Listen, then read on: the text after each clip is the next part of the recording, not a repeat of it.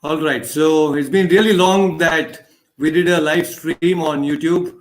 I was also traveling. I was here in Hubli, and I was not having that great of internet connectivity. But somehow, by the Lord's mercy, today I'm here at my Kaka's place, at my um, Chacha's place, where I could connect with all of you on live stream, and it's an amazing experience to be again with all of you and discuss this Bhagavad Gita as it is. And we have been discussing chapter 3 since last several weeks, and this is the discussion on Karma Yoga, and we are right now going to discuss from verse number 36. And Arjuna is going to ask a very, very important and a very relevant question today. So let's understand what Arjuna is wanting to ask. But before we begin the session, I would like to welcome all of you here on YouTube, as well as here on StreamYard. Dev Chandan and Achyutanji have joined. So you can please comment and make your presence felt. Please say Hare Krishna on YouTube. Please let us know your presence. Please use the chat section and say Hare Krishna to all of us here. So, dear devotees, okay, we also have Hina Mataji, and he also joined us. Welcome, Hina Mataji, for joining us. So, let's begin with the pranam mantras, and then we will begin the very important session today, and that's on Karma Yoga. So, let me share my screen and let's begin with the pranam mantras. So it may take a while. So just give me a minute.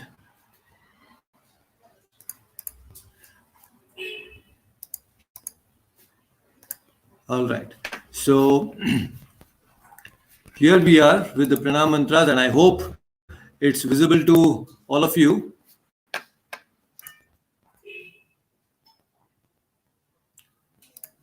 So let me show this again. Yeah. All right. So let's begin with the pranam mantras. All of you kindly please join your palms and repeat after me the pranam mantras. Namo Om Vishnupadaya Krishna Preshtaya Bhutale Srimate Bhakti Vedanta Swamin Niti Namine Namaste Saraswate Deve Gauravani Pracharine Nirvishesha Shunyavadi Pashyat Deshatarine Jaya Shri Krishna Chaitanya Prabhu Nityananda Shri Advaita Gadadhara Shrivasadi Gaura Bhakta Vrinda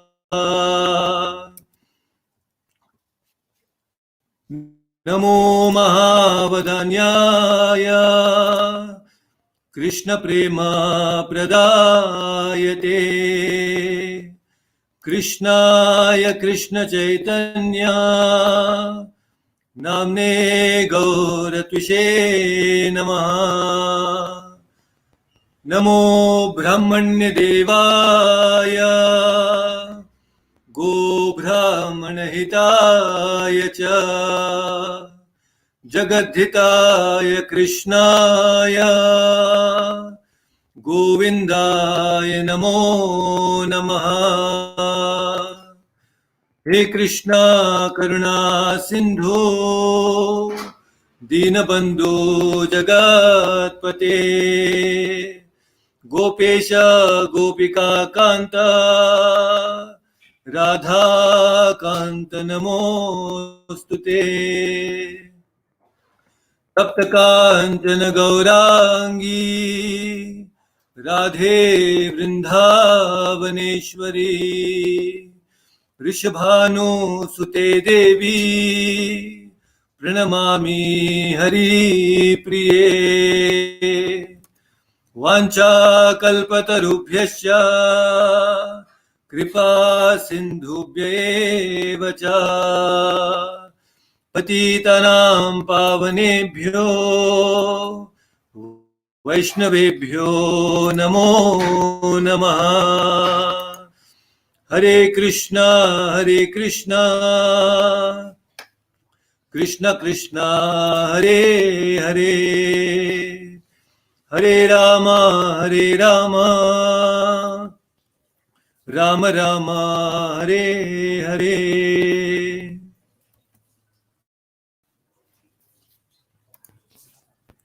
Om Ajnanatimirandasya Jnananjanashalakaya Chakshurunmilitam Mena Tasmai Shri Guruve Namaha. Hare Krishna, welcome back all of you.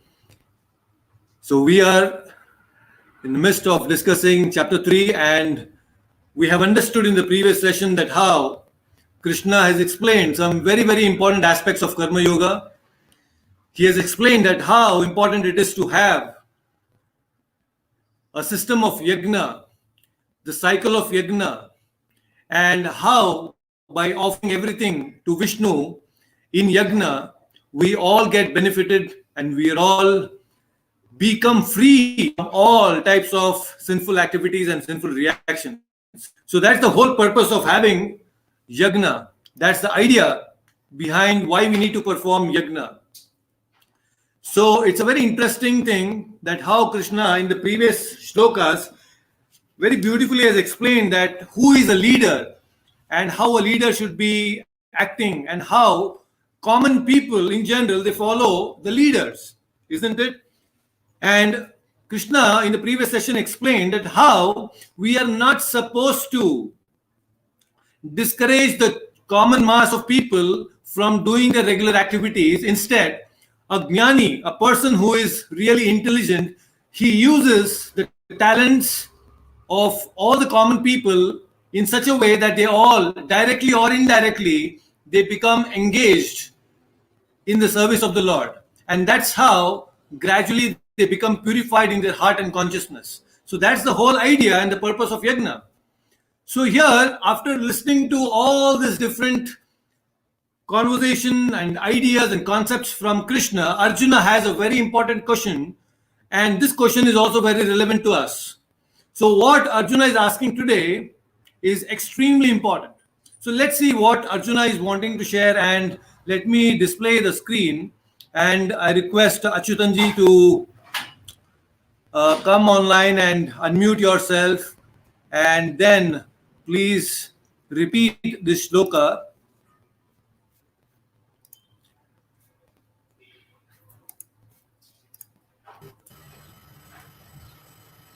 So let me display the screen and let's chant the very first shloka for today. Achyutanji, I hope this shloka is visible to you. Prabhuji, I have the Bhagavad Gita also, so there is no problem. Okay, wonderful. So let's begin and let's chant the verse number 36.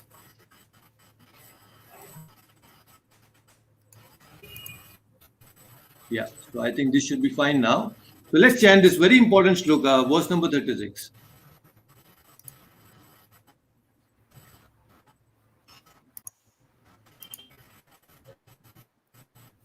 Arjuna Uvacha.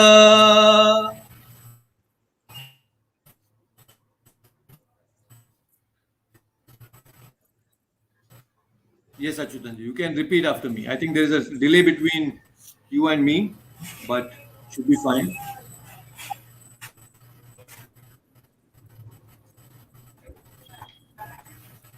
So it's a very important shloka. Looks like there is a delay between both of us.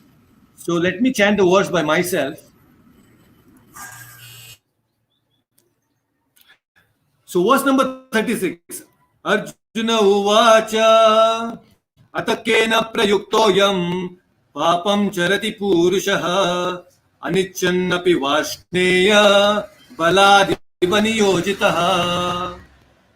Let me repeat that once again. Arjuna Uvacha Atakena Prayuktoyam Papam Charati Purushaha Anichannapi Varshneya Baladiva Niyojitaha.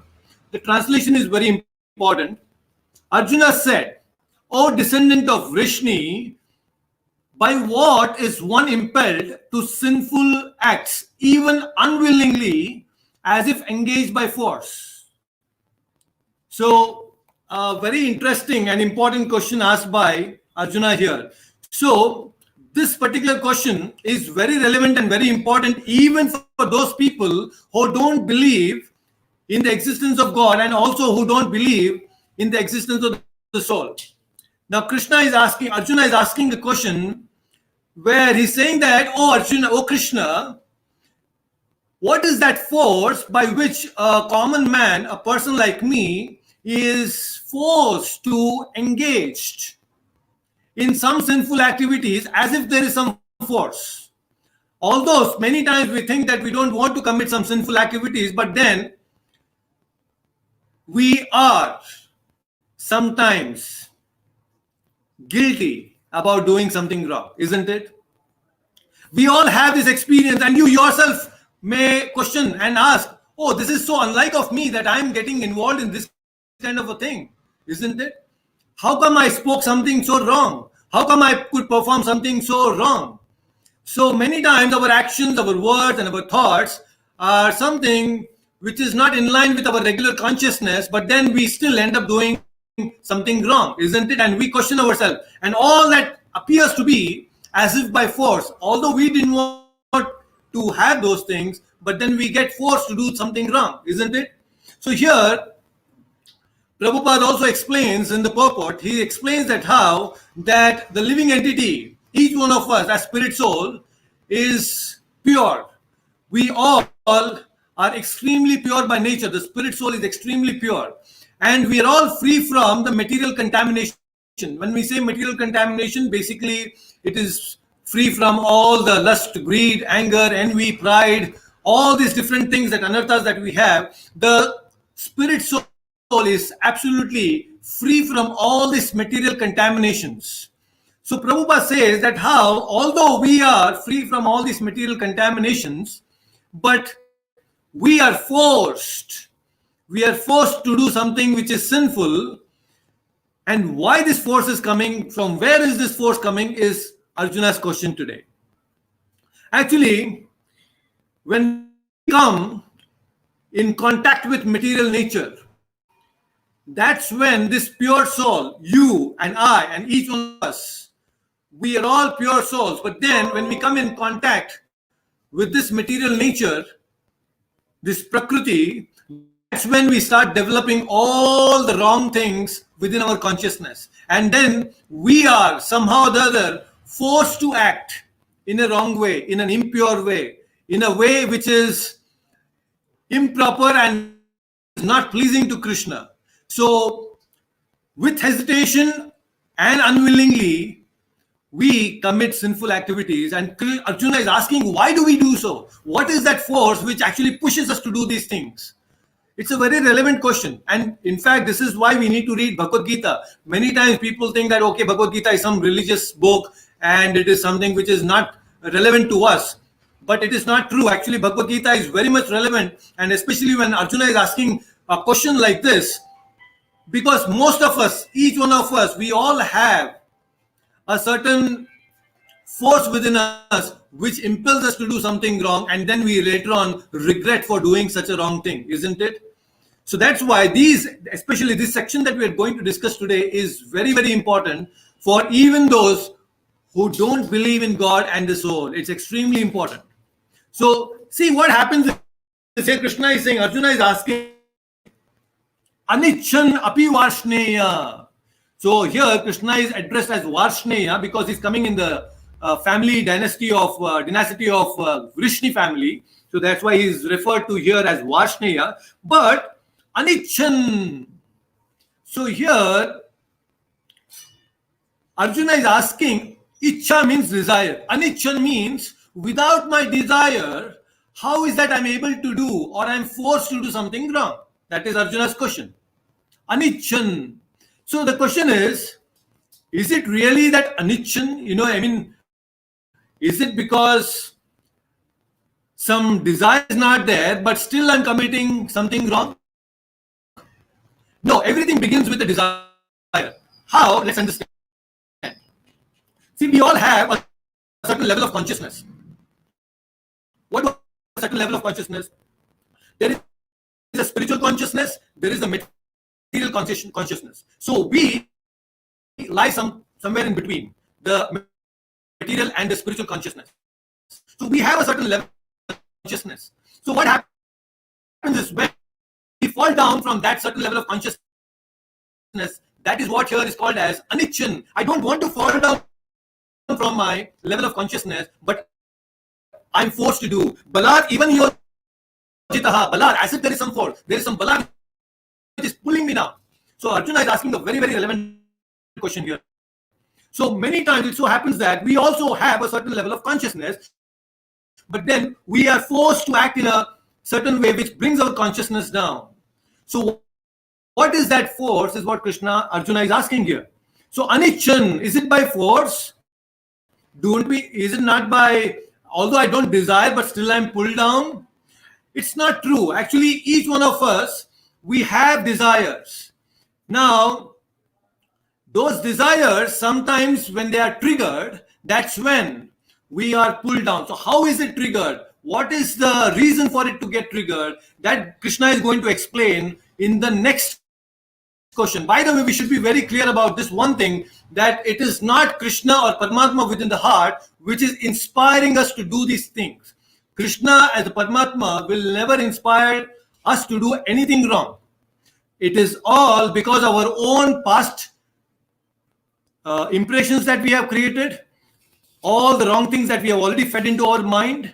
So that's what the mind keeps triggering again and again when the sense object is right in front of us. So let's understand the science.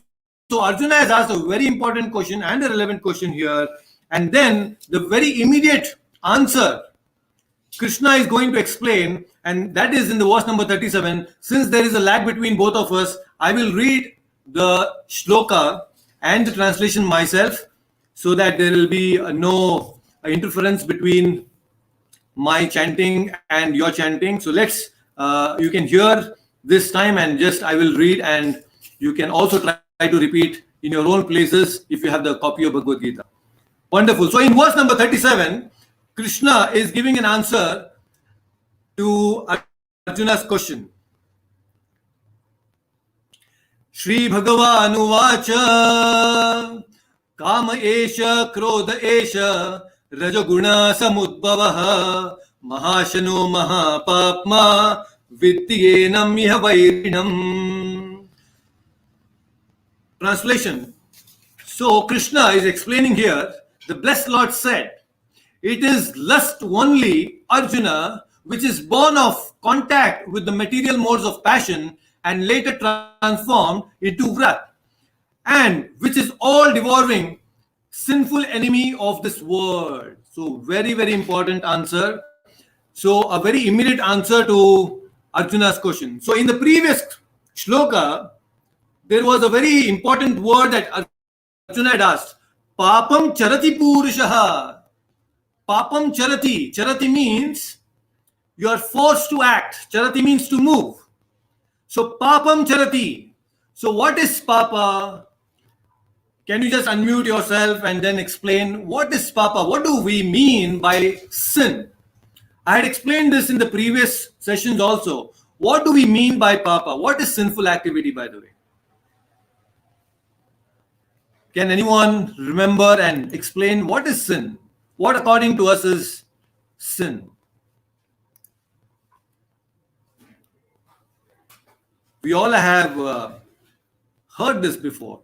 Many times, even Prabhupada, in his sessions, in his purports, he keeps explaining about what is sin. Again, since there is a lag, I think you will be able to get my question a little late. But then you can also type. If you are listening it right away, then you can also type in the comment section and I will check that. Good. And here, devotees on YouTube as well, you can please comment and give these answers so that I can check and see if there is anything that you're getting it right. So, papam. By the way, Here in verse number 37, Krishna is also saying, Mahashano Mahapapma. He's also using this word papma, sin. So both are referring to this important thing. What is papma? So my question is, what do we mean? So Achyutanji is saying it's an act that is performed with material objective. Very nice, Achyutanji. Material objective. We all have certain inclinations, material inclinations, and when we act in that line, then we are committing some sinful activity.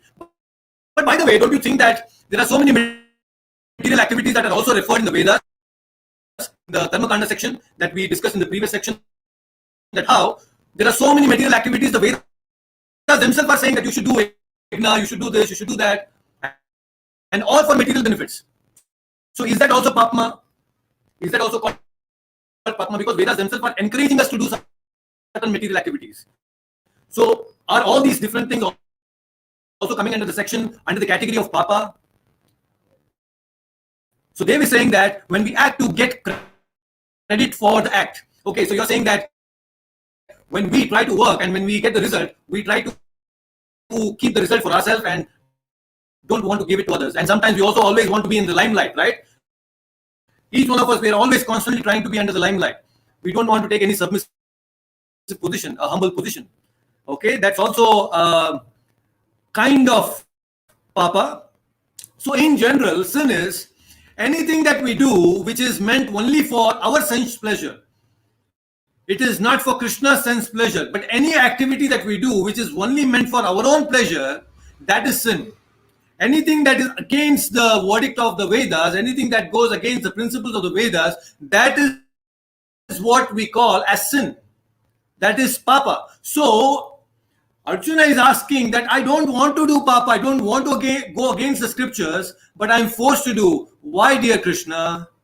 So Krishna is saying the very important reason why we commit these sinful activities, why we go against the laws given by God, is because Kama Esha, Krodha Esha. Kama and Krodha. Rajoguna Samudbhavaha. So it is lust only. Lust means desire. What type of desire? That desire which is meant only for our own pleasure is called lust. But when we think of giving pleasure to the Lord and to others, especially devotees, that is called love. Isn't it? So today, you see, we are all celebrating this Valentine's Day. And now you may think, oh, Prabhuji, what is this? You are talking about lust. But today is the day of love, Valentine's Day. But actually, if you understand and analyze, whatever is going on in the name of love today is actually not love. Deep within each one of them is actually having the selfish motive to enjoy their own senses. That's what happens in this material world. The most intimate relationship, it is husband and wife, boyfriend and girlfriend. Ultimately, each one of them are actually trying to enjoy their own senses. And moment that enjoyment is somehow restricted, then there is frustration, and that frustration leads to krodha. That's how everything is connected here in this material world. Although it is not a very appropriate discussion that we're going to have on Valentine's Day, but this is the fact and this is the truth that Krishna is explaining. So we should understand the exact opposite of lust is the spiritual love. That love that exists between the devotees and the Supreme Lord. You see, we should not fall in love. Falling in love happens only in material world. In spiritual world, everyone rises in love. So we should hanker for rising in love and not falling in love, right? So if you want to rise in love, then we need to have the right object of love, and that right object of love is Krishna and none other than Krishna. And that's exactly what gopis had. Gopis had the ultimate object of love, and that was Krishna. They were so much intensely having this loving feeling for Krishna that they were even cursing Brahma. You know why they were cursing Brahma? They were cursing Brahma because he had created this eyelids. Krishna's beauty is amazing. Kandarpa koti kamaniya vishesha shobham. Krishna's beauty is the most beautiful. He's Nobody's beauty can be compared to the beauty of Krishna. Thousands and millions of cupids together cannot match the beauty of Krishna. And that beauty of Krishna was enjoyed by the gopis. And these gopis, they could enjoy because they had applied the ointment of love on their eyes. Preman janachurita bhakti vilochanena. That is what, by premanjana. But we don't apply premanjana. In this material world, we all apply kamanjana. The ointment of lust. And each and every one, when we look here, we look with the eyes of lust. That ointment of lust. We always think that, oh, everything is meant for my enjoyment. That's the motive here. But the gopis, they had the highest perfection of life, and they had applied premanjana onto their eyes. And that vision of Krishna, that beauty of Krishna, when it was obstructed because of the eyelids, they cursed Brahmaji for creating the eyelids. He said, what kind of a creator this Brahma is? He doesn't even know how to create. You see, that was the mood of the gopis.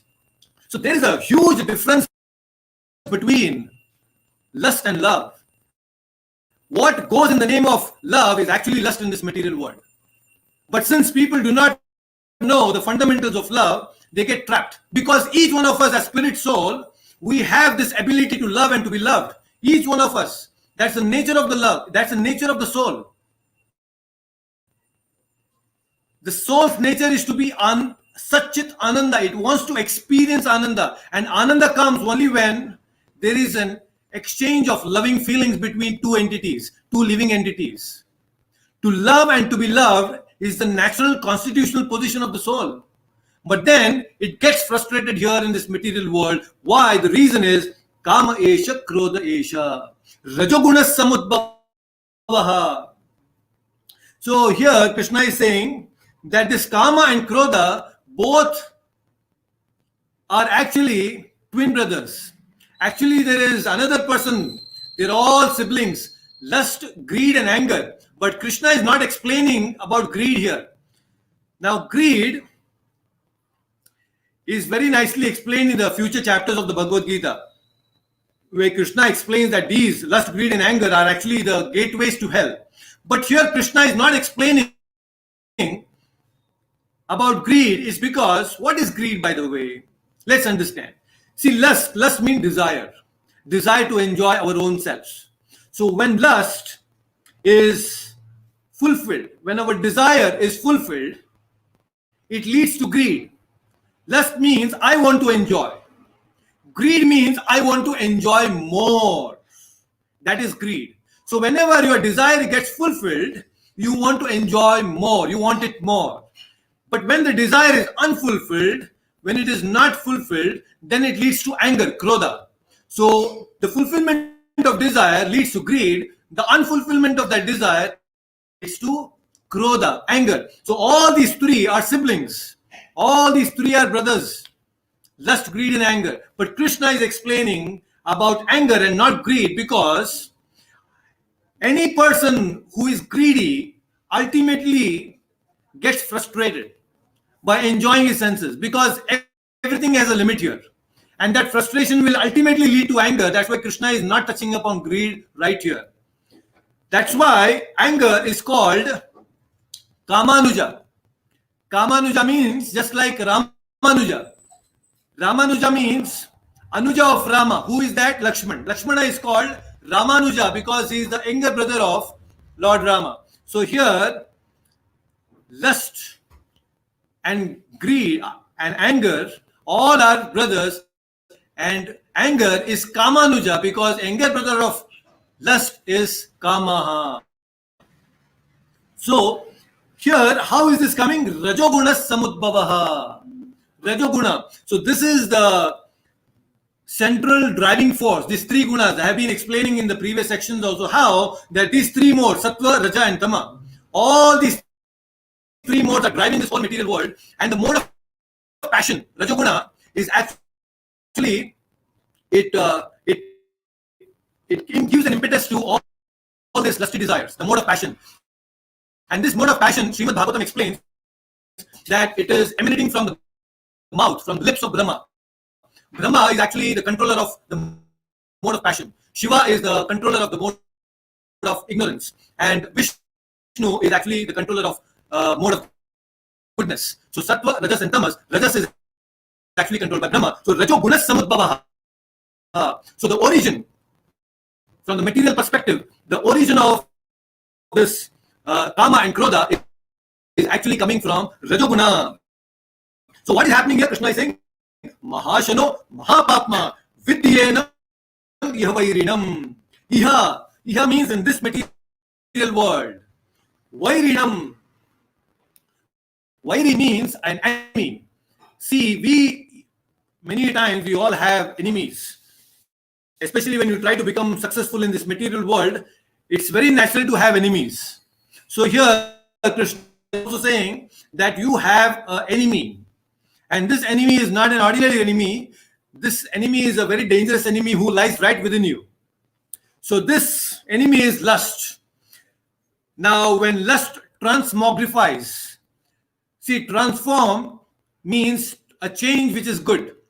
Transmogrify means that which gets converted into a very ugly form. That is what is called as transmogrifies. So lust actually transmogrifies into anger. And both of them are very dangerous. All these are coming from Rajoguna. But here the important thing, Krishna, and also Prabhupada is mentioning a very important thing. He's saying that in the purport that we all are the parts of the Supreme Lord, an expansion of the Supreme Lord. And Prabhupada is saying that the spiritual Lord, the Supreme Lord, Krishna, has an ever-increasing spiritual bliss. And the living entity are the parts and parcel of this spiritual bliss. We are the part and parcel of the spiritual bliss. So Prabhupada is not saying that we are part and parcel of the Supreme Lord. In this context, he is mentioning that we are part and parcel of the spiritual bliss. Why? It's because, again, we are all Anandamayobhyasat. We are all looking for Ananda. We are all by nature looking for happiness. And that happiness comes from the Supreme Lord because He is a supremely happy person. So when we get connected to that supremely happy person, we also will become happy, but we are right now disconnected. So we are actually part and parcel of that spiritual bliss which we have right now forgotten. Krishna, being the Supreme Lord, He is independently blissful. He is Swarat. But we as living entity, we are dependently blissful. He is Vibhu, we are Anu. Because he is Vibhu, is huge, he is independent, he enjoys independently. But our happiness is dependent on Krishna. We cannot become independently happy. That's the nature of the living entity. And the very reason, the root cause for our suffering is this, that we have forgotten our relationship with Krishna, and because we are unable to connect with Him, and we are trying to independently enjoy, that's why we are suffering so much. So this is the root cause of our suffering. The moment we understand that we cannot enjoy independently, we are supposed to be in connection with Krishna, that's when we become truly happy. But majority of the people are baffled. And it's important that we become baffled in this material world. There are many people who don't even realize that they're suffering. Many people are just going on with all the materialistic enjoyment. But it is important. A learned person, a jnani, is one who understands that he's suffering in this material world. That is actually intelligence. To know that I'm suffering in this material world requires a certain level of spiritual consciousness. But there are many people who just lead life like animals without even understanding that they are actually suffering. You see? So this bafflement, this being baffled in this material world is important for us to grow spiritually. That spiritual jignasa, that Brahma jignasa will begin only when you're frustrated in this material world. And that's what happened with the American dream. You see, most of the people after the Second World War, America, US was the only country which was least affected. Although it was very much a part of the Second World War, it was not affected so much because of the war. And that's being because they were only supplying the arms and ammunition and everything else to the countries, to the allies. And that's how they were part of the Second World War. But America was least affected, and they got huge money. After the World War II, there was so much of money that America had, and all the people, the veterans who came back, the soldiers died, but then all the money that came and all the people after Second World War, the government gave them so much facilities and so much of material enjoyment. But the children of those veterans, they had everything, all the luxuries that they wanted. And even in spite of getting all those things, they were so frustrated. And that's when they all started looking for true happiness, and they started getting into drugs and alcohol and all the nonsense things that they wanted to try out so that they could experience something higher. But still they were frustrated. And that's when Prabhupada went to the West, and Prabhupada gave them the Hare Krishna mantra and brought them into the spiritual culture, the Vedic culture. And that's how the whole movement began. So the question here is, the whole world is pushing us. It is pushing us to enjoy our senses. It is glorifying these two things, Kama and Krodha. Everywhere in this material world, each one of them, they are actually trying to promote more and more, as much as possible, sense gratification. It is exactly opposite to the principle that Krishna is speaking here. Krishna is saying that you need to get rid of these Kama and Krodha, but here in this material world, you see, everywhere there is so much of promotion that is happening.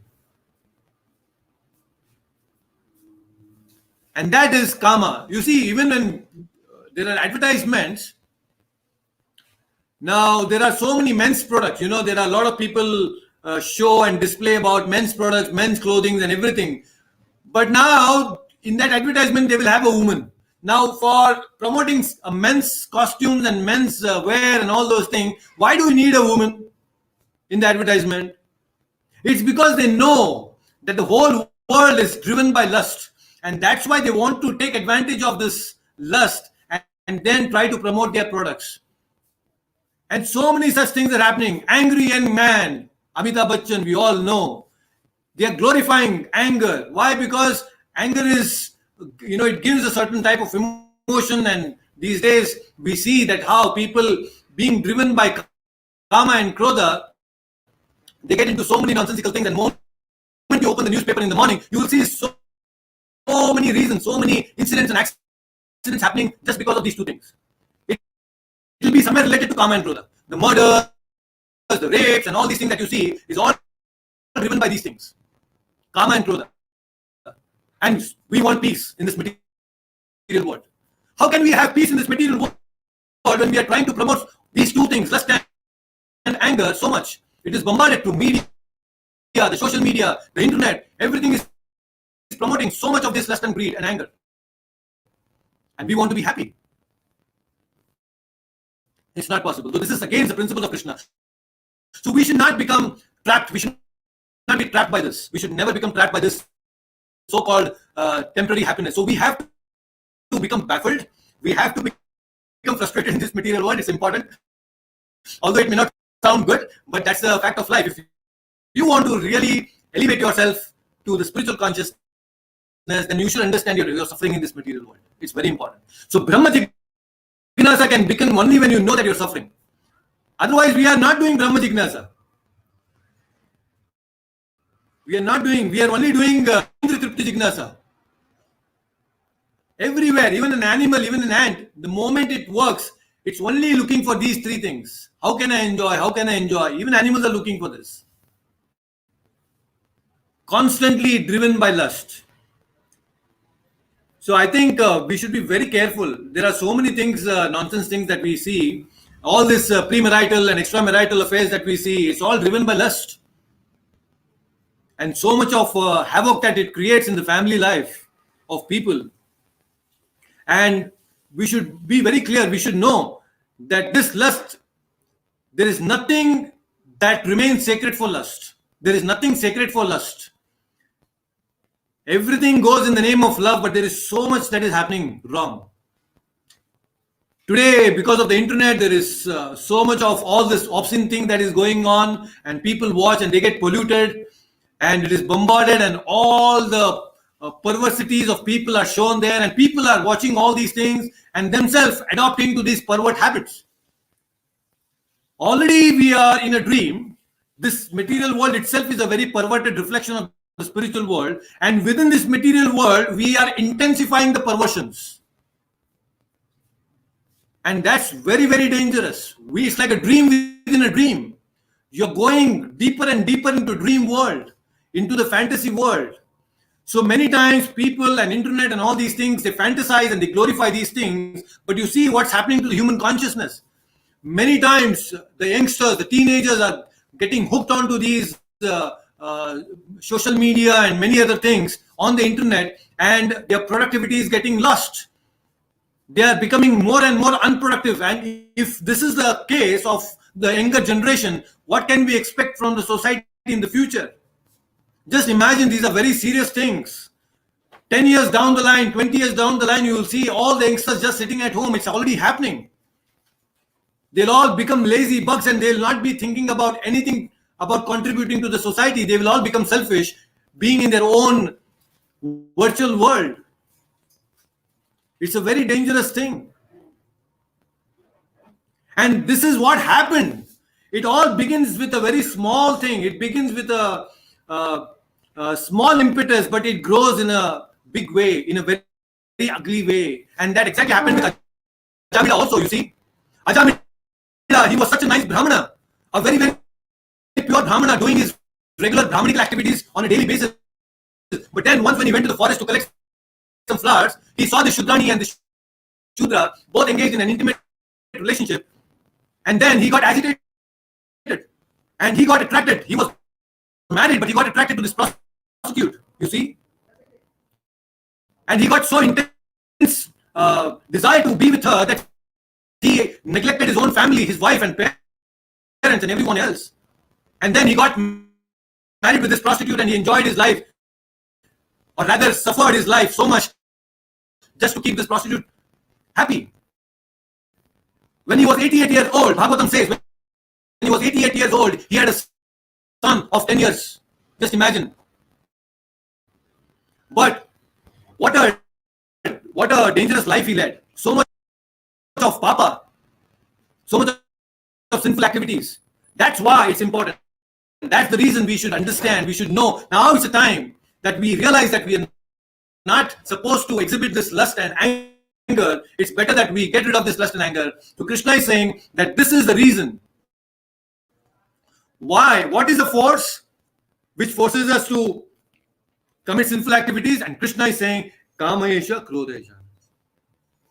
So each one of us have these two forces right within us. Now, through spiritual process, we should somehow destroy these enemies within us. That's the whole Krishna conscious movement is meant for. This process of accumulating knowledge that we are doing week after week is because somehow by listening to the Bhagavad Gita, by chanting the Hare Krishna mantra, we are trying to address these two enemies. We are trying to attack these enemies within us, which is important. So, another thing about Ajamila, I just remembered, actually, lust is so powerful, it doesn't care for your positive moral image. Many people, they carry a certain moral image in front of the public. But deep within, when they're alone, in private, they are hypocrites. So that shouldn't happen. It's not that you show something to the public and you are something else in the private. And that tells a lot about our own integrity. A person with integrity never does two things in different places. He is what? In public and private the same. That's what Prabhupada was. Prabhupada's public life and private life was the same. So lust is something which keeps us publicly different and in a private different. So it keeps these two things separately. And what makes us different? This lust and anger. So let's go to the next verse and let's understand what Krishna is going to explain in the 39th verse now. No, it is 38th verse, sorry. It is 38th verse. Let's understand. Very, very important. So let's chant the 38th verse. You can look into your Bhagavad Gita and read it yourself, because there is some lag between both of us. So I'll not be able to take you on board. Okay. धूमेनाव्रियते वनिर् यथा दर्शो मलेन च यतोल्बेनावृतो गर्भस् तथा तेनेदमावृतम्. Very interesting. Krishna is saying here, as fire is covered by smoke, as mirror is covered by dust, or as the embryo is covered by the womb, similarly, the living entity is covered by different degrees of this lust. So, a very nice way of explaining. Krishna is saying that, yes, the force, unwanted force, is lust and anger. And in this verse, Krishna is saying how this lust covers us. So basically, in this verse, Krishna is explaining the degrees of covering due to lust. I repeat again. Lust covers each one of us to different degrees. And that different degrees of covering is explained in this particular words here. So what are the different types of coverings or different degrees to which the lust covers us? The very first thing is, as fire is covered by smoke. Very interesting. Many times when we see smoke, the fire is invisible. The fire is not directly visible because the smoke has covered it. But the covering of fire with the smoke, the degree is very less. Because smoke, it's not very dense. You know, you can see the fire. Little closer you go and you can see the fire.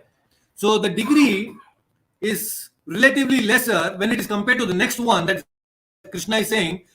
The second is, as mirror is covered by dust.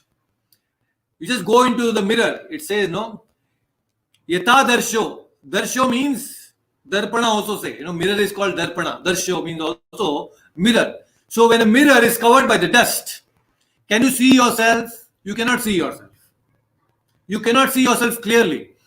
And that's one of the very nice analogy that is used by Chaitanya Mahaprabhu also in his Shikshashtakam. The very first verse he says, Cheto darpanamajanam bhava mahadavagni nirvapanam Shreya Kairava Chandrika Vitaranam Vidyavadu Jivanam Anandam Budhivardhanam Pratipadam Purnamrita Swadanam Sarvatmasnapanam Param Vijayate Shri Krishna Sankirtanam Cheto Darpanamajanam. So Chaitanya Mahaprabhu is saying we need to cleanse the mirror of our heart, and then you can see yourself very nicely. So because our mirror of heart is covered with so many anarthas of lust and greed and anger, we are unable to see our spiritual consciousness, our spiritual soul. So very nice analogy Krishna is saying, Yata darsho malenacha, the dust has covered our consciousness because of this lust. So this is another degree, a little higher degree of covering. And then Krishna is again very beautifully explaining, Yato ulbena. Ulbena means womb. You know, sometimes garba, the fetus is covered by this ulbena, just like the living entity is covered by, the embryo is covered by the womb. So Krishna is saying that the lust covers us. And this is a little thicker, a even more thicker degree of covering of lust that we can experience. So there are different degrees mentioned here, and there are different living entities. For example, the plants. When you look into the plants are heavily covered. They are very thickly covered by lust. The plants which are there, the covering is, the spiritual consciousness of the plants is thickly covered. So it is like Yato ulbena avrita galvas, a very thick covering. That's why plants do not exhibit their emotions. You see, plants are so thickly covered by this lust, they cannot even they cannot explain, they cannot speak, they cannot move, they cannot display their emotions very nicely. It's all because of the thick layer of covering of this lust. A little advanced are animals. The animals, they're also living entities, but they can very nicely display and express their emotions. You see the dogs and the cats and different birds and animals, the dolphins that you see, they all express their emotions very nicely, isn't it? So it's all because the covering of lust is little lesser there. So that is like etodarsho malenacha. It's like the mirror covered by the dust. The animals have a little lesser degree of covering. And then we, human beings, a little advanced species compared to each one of the other species. So here we have even lesser degree of covering. Even lesser degree. That's why it is compared to as dhume na vreyate vahanir. It is like the fire covered by smoke. So our consciousness as human beings is far, far less covered by lust compared to the animals and the plants. So we are already in a very advantageous position as human beings. This human form that we have got is very, very important, and we have got a very special human form of life. So now what are we supposed to do with this? In this human form of life, this lust is present as a thing and as a feeling. Many times we have this understanding that lust means kama is just a sort of a feeling that we have. It's sometimes triggered and then we express that lusty feeling. But actually, lust is not just a feeling, but it's also a thing. Yes, devotees, you heard it right. Lust is also a thing. How is it a thing? It's a thing because what happens is when we have seen certain things wrong, something which is very wrong, we have done something wrong, or our own actions which were wrong in the past, all those things are sitting as impressions in our mind, in our consciousness. There are certain impressions. Those impressions are actually a thing. And the moment there is a sense object, those impressions are triggered and you act again sinfully. So that impression is a thing. Now, thing can be gross, just like this book I have. It is a gross, something that I can touch, but there are things which are also subtle. The impressions that are formed, when people watch something which is ugly and all those obscene things, so all those impressions are sitting in the mind. So what happens is it is sitting in the consciousness. The moment you see the sense object, all those impressions are triggered. So that thing, that impression is sitting like a thing. It's a thing. It's not just a feeling. And then that impression, that thing which gets triggered later on becomes a feeling. And then you want to experience that feeling. You want to engage more and more into that feeling. Why? Because it gives you certain pleasures. No doubt, definitely there is some pleasure in this material world also. That material pleasure is there. And that's why the whole world is running behind. We're all looking for that material pleasure. But it is temporary. That is what I don't understand. So it is both. The lust is both a thing and it is also a feeling. And this triggering of those things, this impression, creates feeling with us. So let's understand. There is an internal stimulus, there is an external stimulus. So the sense objects which are there, those are called external stimulus. You see a gulab jamun outside, it gives you a certain stimulus outside. But there is also a previous experience of eating the gulab jamun, which is sitting in your mind as an impression. So both the external stimulus and the internal stimulus, when they come together, get triggered, that's when we engage in this material world, in this material sense pleasures. So both are going on. Let's understand how this covering is going on. So Krishna is explaining in these words, he's saying that tata tenedam avratam. Avratam means covering. So we are covered to different degrees, and let's understand how this covering takes place.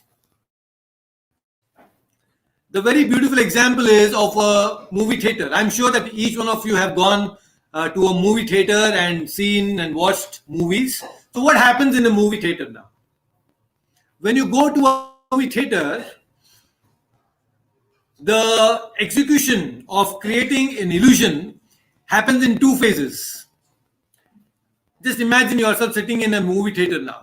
You enter the movie theater, there are two things that happens before they create an illusion. The very first thing is they shut down all the lights, isn't it? When you enter, all the lights are shut down and it's made completely dark.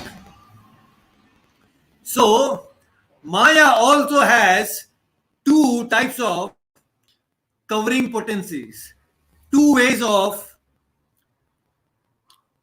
bewildering a human being.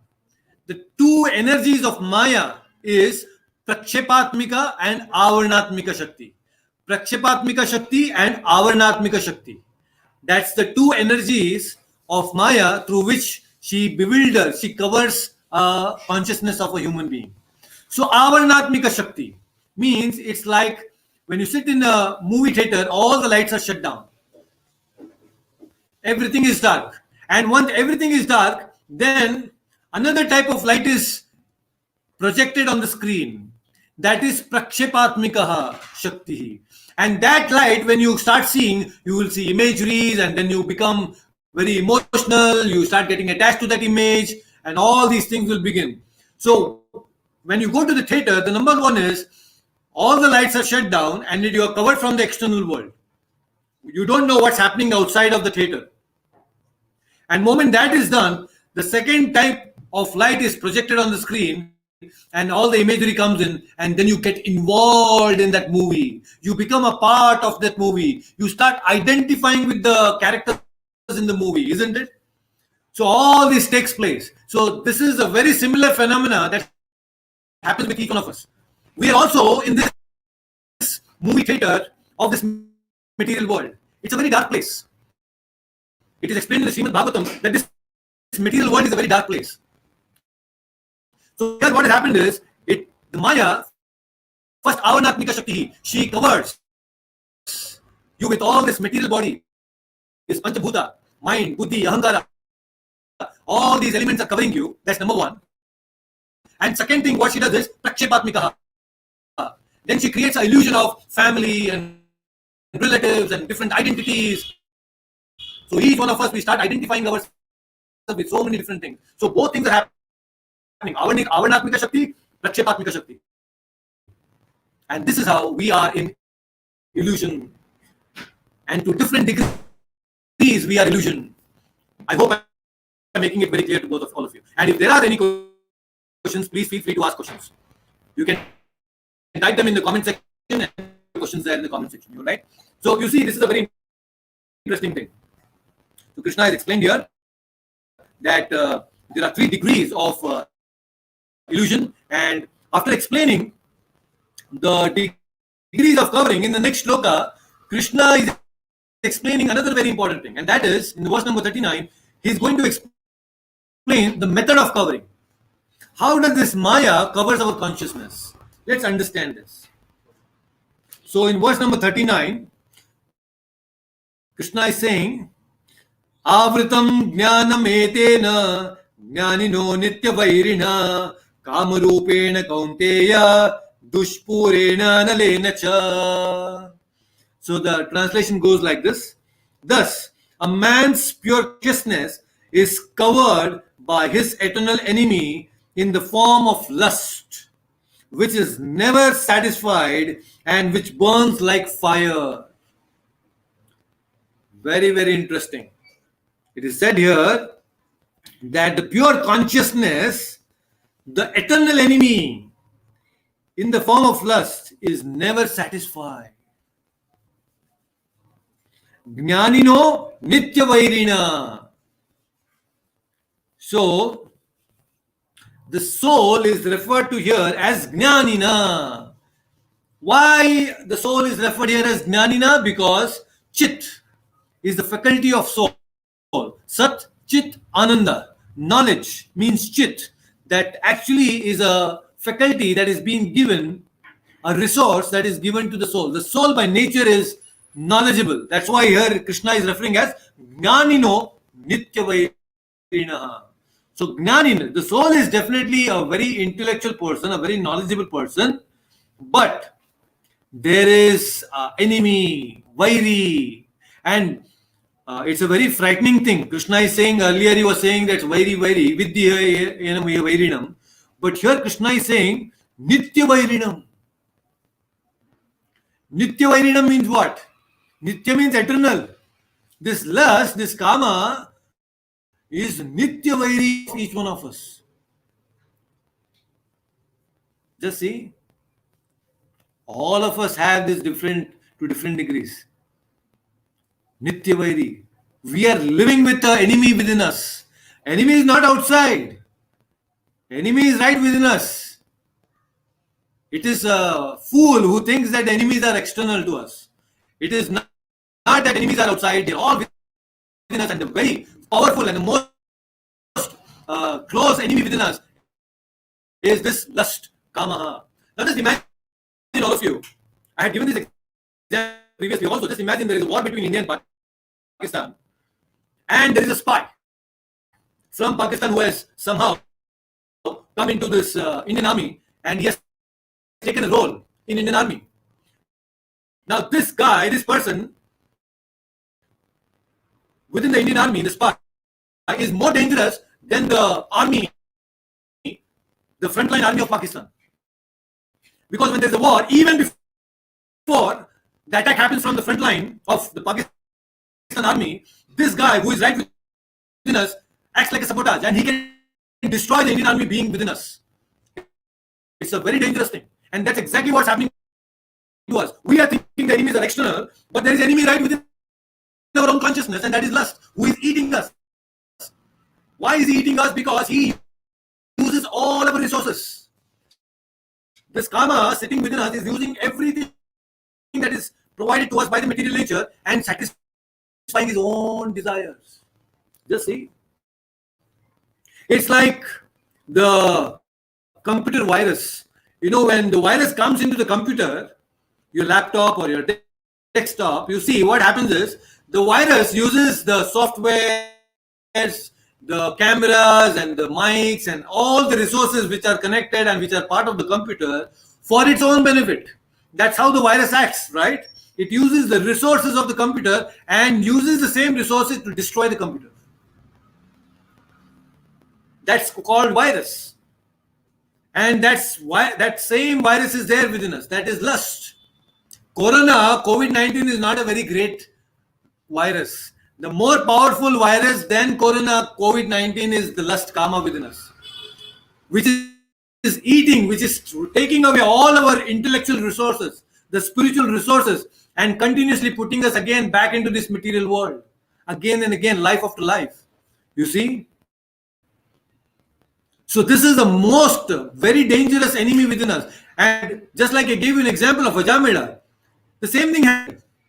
Ajamila is such a nice person, but you see, the lust which got triggered, it used a resource within Ajamila's body for satisfying its own desires and finally destroyed his life. He became so sinful. And that's what is happening with us also. Very dangerous, extremely dangerous. So we should never give room, anything to this lust. You see, today we see this STDs, people suffer from this sexually transmitted diseases. Why? All because of lust. They get involved and indulge in all these nefarious activities, and then this disease come into the body and they destroy the body. See, such a bad thing. So who is the dangerous thing? Who is the most dangerous enemy? The lust within us. Never satisfied. That's what Krishna is saying here. It is never satisfied by any amount of fulfillment of desires. It's like pouring the fuel into fire. Can you extinguish the fire by pouring fuel into it? No, it's going to blaze more and more. So anytime when people think that, oh, I have a desire and I want to satisfy the desire, it's wrong. The moment you satisfy the desire, it leads to more and more. It's going to ignite more and more. Dangerous thing it is. So we should not think. That's why it's called tapasya. Tapasya means restraint. Why? For a better life, for a spiritual elevation. Kama rupena kaunteya. Yushpuredanalenacha. It takes all your advanced senses and everything and captures it. Why it is not satisfied? Yayati is saying this. Now Yayati, who comes in the Yadu dynasty, of course Yadu was his son, Yayati's son. So Yayati, who was married to Devyani, who was the daughter of uh, Shukracharya. So both of them were married and they had children, but Yayati was cursed. He said that he was cursed that he will become old by Shukracharya himself. And then it so happened that somehow it was told that if you can exchange your old age with one of your praja or your own son, if somebody can exchange their youth, then you can enjoy for a long time. And then he exchanged his old age with his own son.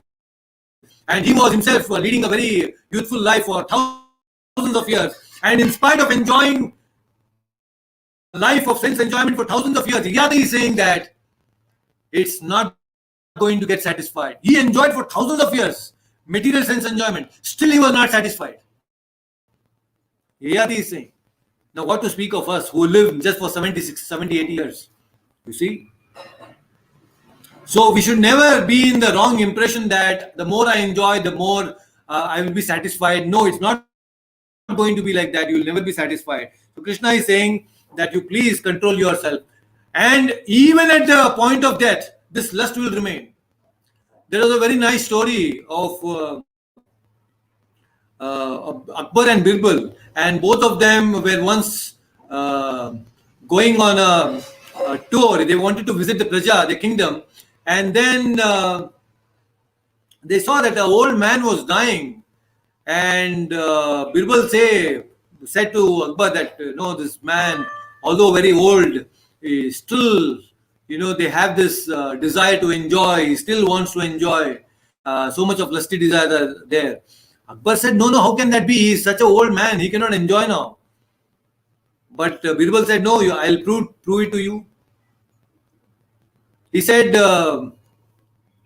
Akbar, can you please, ask your daughter to come, a young daughter to come here. And Akbar sent the message through his soldiers, and the young daughter was brought. And moment the young daughter entered the room, this old man's eyes were beaming and he started looking at this young girl. And then Birbal said, don't you see his eyes? Observe his eyes. And then Akbar was confirmed that yes, there is no age limit for lust. That's what Krishna is saying here. Very dangerous. Very, very dangerous. So, Prabhupada also is very nicely using a terminology here. Prabhupada is saying that this material world is called Maithunyagraha, or shackles of sex life. Prabhupada is saying this word, Maithunyagraha. Now, some of you may be thinking, Prabhuji, what are you saying? When we engage in a passionate, we indulge in passionate act with husband or a wife, male and female come together, there is so much of pleasure and enjoyment. And you are saying it is shackles, it is going to bind you more and more. How is it possible? So Prabhupada is saying, yes, it is shackle. It shackles us. Why? Let's understand. Why lust is a shackle? You see, whenever a man and a woman, they come together and they want to enjoy an intimate relationship, that experience of intimate relationship cannot happen unless a man and a woman thinks that they are this body. You can have the sense pleasure only when you think that you are this body. And to enjoy that intimate relationship, both the man and wife should think that they are the body. And lust is the basis of it. Unless you think you are the body, you cannot enjoy. So to make you think that you are this body and enjoy sense gratification, you need to have lust within you. So the more and more lust you have, the more and more the bodily consciousness is increasing. It keeps you under the bodily consciousness. And the more and more you think that you are this body is a shackle. It keeps the soul bound. And it keeps you bound not just within this lifetime, but it keeps you bound even in the next lifetime. It gives you another body to enjoy. That's why this shackle, such a terrific shackle. You see, it continues. Even when this body gets destroyed, it will give you another shackle. It binds you with a new chain. What is binding you? This very lust. By giving you the experience of bodily pleasure. So isn't it a shackle?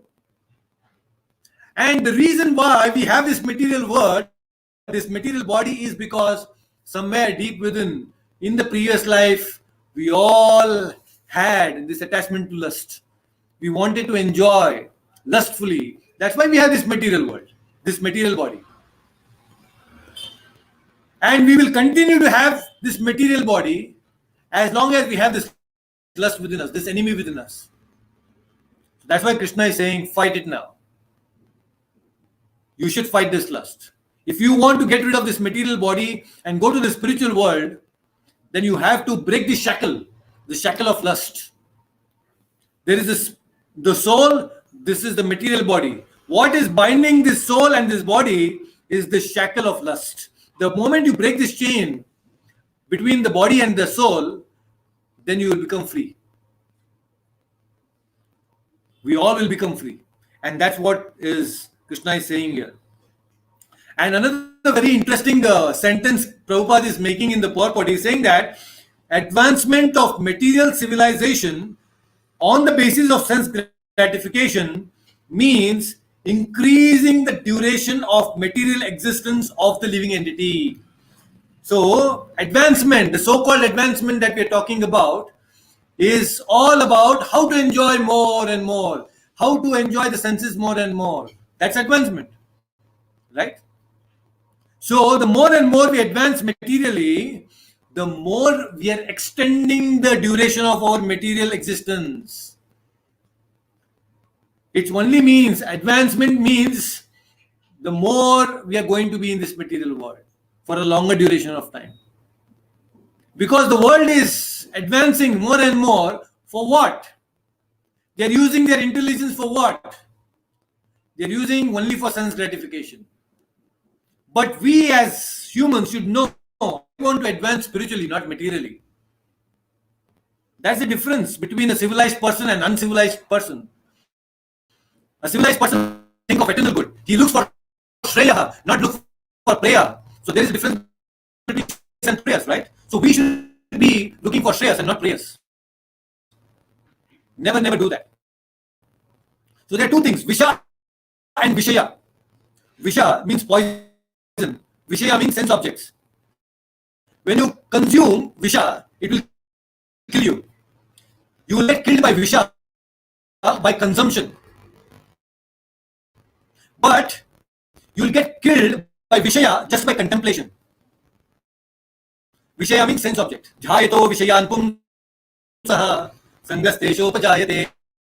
In the previous words we had seen. So when you drink poison, only then you get killed. But here, this Vishaya, when you just think, contemplate on the sense object, you will get killed. And that contemplation is triggered by lust. So very dangerous enemy we have. Just think about it. Any enjoyment that you think that I should enjoy, not for Krishna. Why Krishna should enjoy? Only I should enjoy. It is a sinful activity. That is Papa. And everyone is engaged in all the sinful activities without yajna. They don't do anything. Eating, sleeping, mating, defending. Everything is Papa. There is no yajna. So, very, very dangerous thing Krishna is explaining. So, we have our enemy right within us. So, let's take another shloka, and the last shloka for today. Very interesting shloka. And here Krishna is saying in verse number 40, Indriyani mano buddhir asyadishtanam uchyate eter vimohyati esha jnanam avritti dehinam. So what does it mean?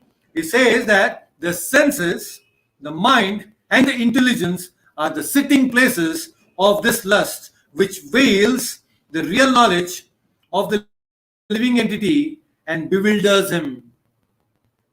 So Krishna has said in the previous verse that lust is the enemy, But in this verse, Krishna is saying, where is this enemy hiding? Because, the Indian army, they know that there is an enemy there. The terrorists are there. But just knowing that terrorist is there is not enough. You should also know the location of the terrorist, right? Only when you know the location of the terrorist, you can go and shoot and kill that person. So Krishna is saying here that lust is a terrorist within you. He's also saying, where is this lust hiding within you? So where is this lust, this terrorist hiding within you? He's saying that the senses, indriyani, manobuddhir. So in the senses, the five senses, manaha in your mind and in your buddhi, in your intelligence. Just see, the enemy, lust, has taken the most strategic points, locations within your body. The indriyas, where you are dealing with the outside world, the mind, which is the central focus of all the dealings and the feelings and emotions, and the buddhi, the most intelligent person, the buddhi itself, the discriminative power, lust is sitting. So, the control room, the intelligence is the control room. There itself, the lust is sitting and directing. So, our situation is very pathetic. Very, very pathetic situation. So, lust has taken the most important points. See, without knowing the location, how can you fire? So, Krishna is so helpful. Dear devotees, see, such a nice solution Krishna is giving here. Krishna is such a nice, merciful Lord. Krishna is saying that I'm telling you who is your real enemy, but I'm also telling you that where is that enemy sitting? And that's why Krishna is Surudam Sarva Bhutanam. He is the well-wisher of each and every living entity. Only he can say that. Only Krishna can say that he is the well-wisher of everyone, because see, he is giving such a nice knowledge to all of us. So shouldn't we be really thankful to Krishna? So why? Let's understand. So here,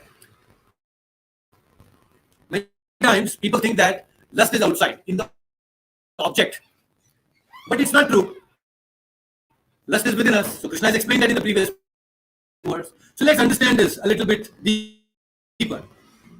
Many times when we see a certain form, a very beautiful form of a woman, a man gets agitated. He gets provoked. He sees a beautiful form in front of him and he gets provoked. He thinks that, yes, I should enjoy this form. And nowadays, many people take the loopholes within the constitution and they want to take advantage. They want to enjoy and also take advantage of the constitution. And that's why there is a term called blaming the victim. Some of you must have heard about this, blaming the victim. So we see many times this men, they are triggered by lust and they go and violate the freedom of women by raping them. And moment you open the newspaper, we see so many such cases happening, right? So what's happening here now? Let's understand. There are many young people also involved in this. Many times teenagers are getting involved in these kind of activities. How does this happen? So Krishna is explaining the science behind this. Why people act sinfully. So Krishna has explained there is Vairi and explaining the position of this enemy. So what happens is, blaming the victim means many times they blame that, oh, that woman was wearing inappropriate clothes and that's why a man was triggered and he went and violated her, right? And they put a false thing, they accuse the victim itself, and the cases run for many years in the courts without any judgment, right? This is going on. Now, it is inappropriate. We have no freedom to violate anybody else's freedom. When a woman says no, it's a no. You cannot go and violate a freedom, right? But why it's triggered? They say that no, she was wearing provocative clothes and that's why this is how a man was triggered. No, whether she wears or she doesn't wear, lust is not outside, lust is within you. You cannot blame the object, you should blame yourself. Many times it's a false notion that the object, the lust, is outside. No, it is within us. Because the very same beautiful woman, she's also feeding a small baby. The small baby is coming in contact very closely and intimately connected to that beautiful woman. The baby is not having any lusty desires. He is not getting triggered by the lusty desires because there is no presence of lust there. You see? So why a young man is getting attracted and getting provoked is because the lust is within the man. It's wrong.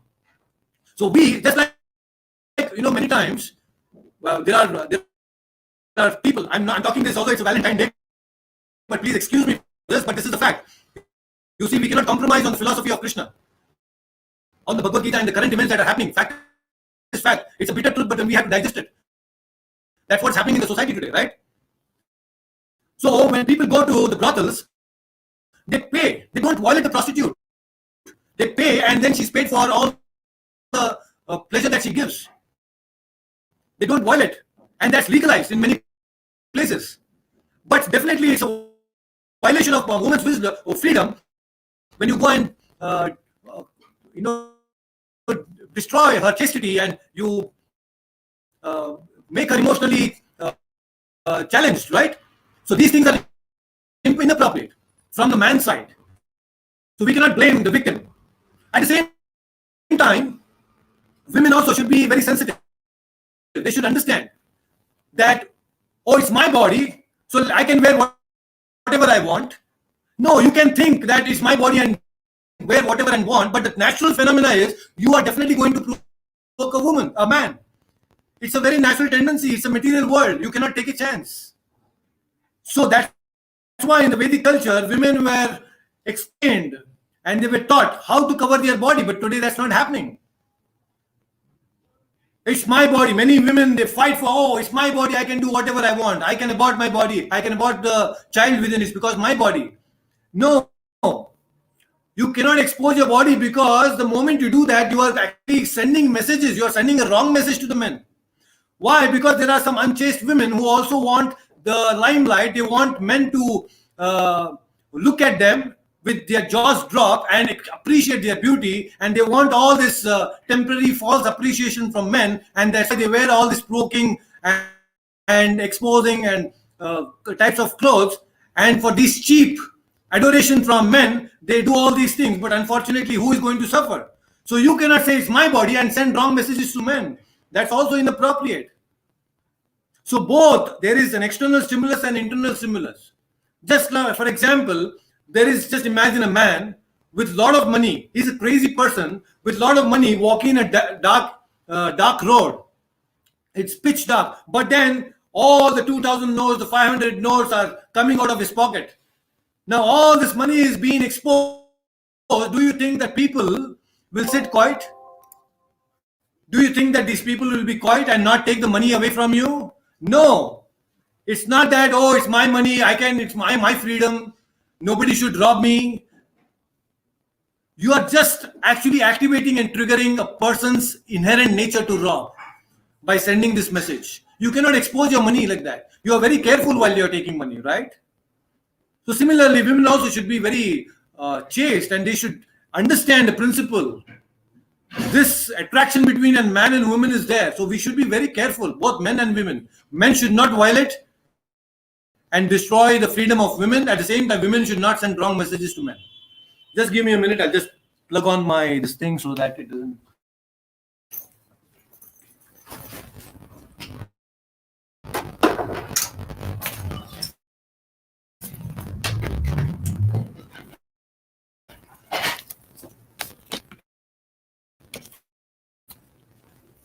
Yeah. So sorry for the interruption. So now Krishna is explaining here that how these are the sitting places for the lust. So we should not be very casual about this enemy.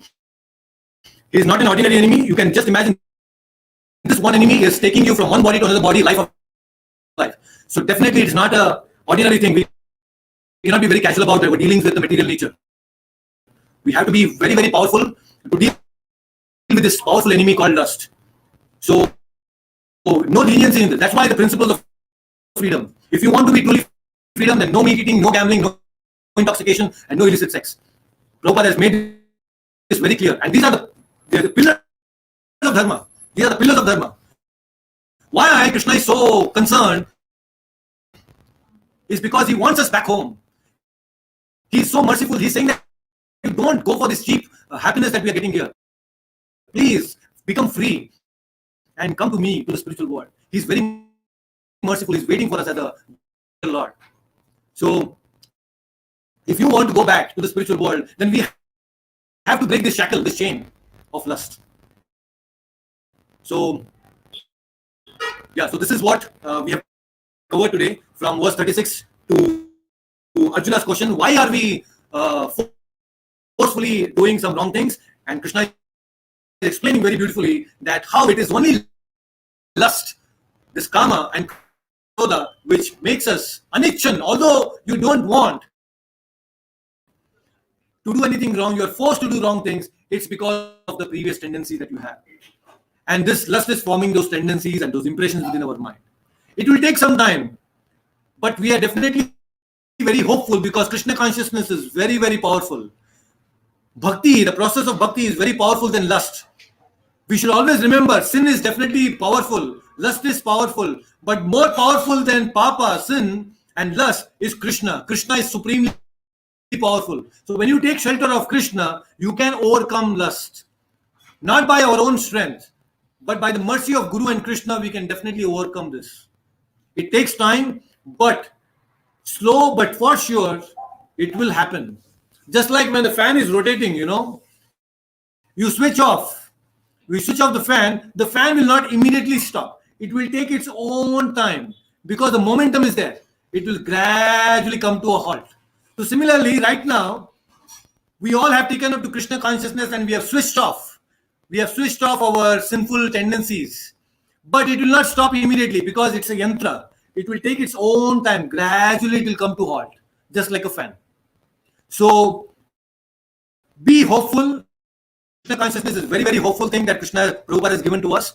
So, we have to be very thankful to Prabhupada for giving us this opportunity to associate with the devotees and understand the principles of Bhagavad Gita and purify ourselves, purify our consciousness. And who knows, if you're intensely doing these things day after day, this very lifetime you will be able to go back home, back to Godhead. Right? And that's the aim. So let me take some questions now. So with this, I just wanted to explain the very important section of the most relevant for all those people who don't even believe in God. They can still refer to the section of the Bhagavad Gita 36 to 40 if they want to be truly happy. And in fact, many so-called motivational speakers and great authors, they are very close to the principle that Prabhupada, Krishna is saying in the Bhagavad Gita. They actually are the different versions of the principles that are already explained in the Bhagavad Gita. So if you can have this one book with you as a manual for life, then that's an amazing thing. This is the best motivational book that you can ever have. There can be nothing more or better than Bhagavad Gita in your life. So that's it what I wanted to share today. Let me take some questions. So I have some questions here on StreamYard. So let me display the questions and let's see. Okay. So the question is, Hina Mataji is asking, Prabhuji, is pleasing the senses for ourselves always papa, sin? Now, if pleasing our senses, as per the Karma Kanda section of the Vedas, if you have doing some yajna and then pleasing your senses, then it is not papa. That's why, like Grahastha Ashrama also, right? Now in Grahastha Ashrama, there is Grahastha and Grahamedi. You can be with the family, you can be with the wife, and you can enjoy the material pleasures and the material senses, not by indulging in sense pleasure, but by engaging in dharma. So when you engage in dharma by doing yajna, then that type of sense pleasure is good. It is not against the dharmic laws. It is actually as per dharma. So Krishna is not against sense pleasure, but Krishna is saying you do it in accordance with the Vedas. But when we don't do do that, then when we incur sin. And that is more and more binding us. But the moment you start doing yajna, it is giving you sensual pleasure, but also making you relieved. So it is not again. So that is not like sense pleasure in accordance with the Vedic injunctions is good. So we are not against sense gratification. Good. Any other? Okay, Dave has the question. Prabhuji, now we know that there is lust, but please can you guide us how to fight it? Yes, so now today we have understood practically, theoretically, that how lust is there and the positions of the lust and the method how the lust it triggers us. So what we can do going forward? So you can call me personally and I will guide you that how we can fight it. Okay, Dave, how can we fight this lust? And how can we have some practical things to fight this? So I will explain to you in detail. It will take a good amount of time to explain because it's a big enemy within us. So in another session also we'll cover it. But Dave, for immediate thing you can call me and you can touch base with me. Achyutan is asking, most godmen today are following the path of lust. Yes, absolutely. There are so many cases that we see. In the recent past, we have seen so many people, godmen, so-called godmen, getting into all this scandals, and there are so many problems. It all becomes public, and people lose faith. So we will have an exclusive session on this, Achyutanji. We will have it. We'll call it as saints and swindlers. So there are a lot of good saints, but because of swindlers, even the saints get good bad name. That's happening in the society, unfortunately. So that's because they don't understand the principles and they don't come in the parampara. So when so-called godmen, without following the principles of the Bhagavad Gita, without any parampara, then it will create havoc in people's life in the society. So we will also have an exclusive session on this. Like one of our practical spirituality that we have, we will also have this session. We will understand who is a saint and who is a swindler. Okay. So Dev is saying, sure, Prabhuji, thank you so much. And Achyutan is also saying thank you so much. So that's it for today. I hope you have got some very important insights today on this section of the Bhagavad Gita. And we will again meet next Sunday. And let's see what Krishna is going to explain further. So thank you so much for joining. And those who could not join today, you can please listen to the recordings on YouTube as well as on the podcast. The link is given in the description. You can check it out and you can listen to it later. So all my dear devotees, please share this video with everyone else so that they also get benefited by the knowledge of the Bhagavad Gita. So and also some of you here on YouTube, if you have not said Hare Krishna, this is the time for you to say Hare Krishna and let us know who you are so that we can touch base with you again later. So that's it for today. Thank you so much. Take care and be safe. We'll see you again next Sunday. Take care. Hare Krishna. Hare Krishna. Hare Krishna. Hare Krishna.